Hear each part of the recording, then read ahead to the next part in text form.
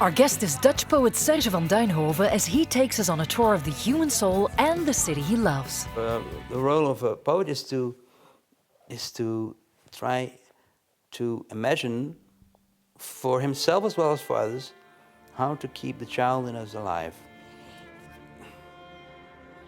Living in Brussels, he finds his inspiration from the streets filled with strangers to the music of Jacques Brel, whose words are still very much alive and well. We had friends when I was young, the family Maskus.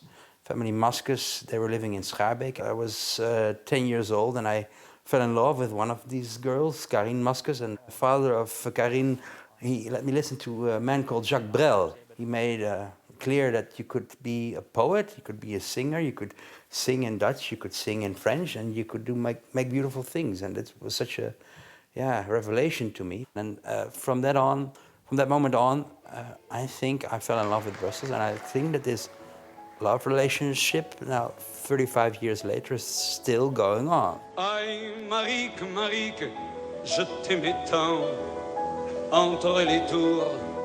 This is a quartier that has always been on the extra side, on the outside of the city, outside of society, where the people who the dropouts lived.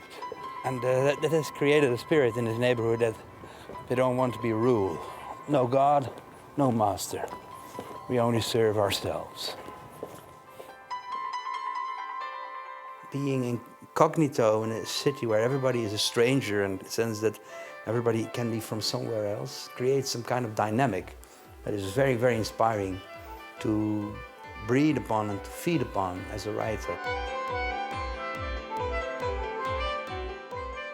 I created a group in 1994 when my first novel came out called Poets Don't Dance. The group is also called Poets Don't Dance, and with this group I tried to combine music, poetry, jazz, piano. For me it's very natural to combine poetry with music. Ever since I heard this crazy fucker called Jacques Brel, I think it's a very natural combination.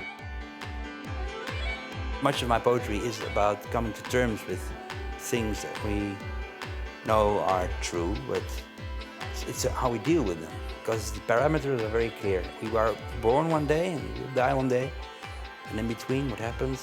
There lies the rub.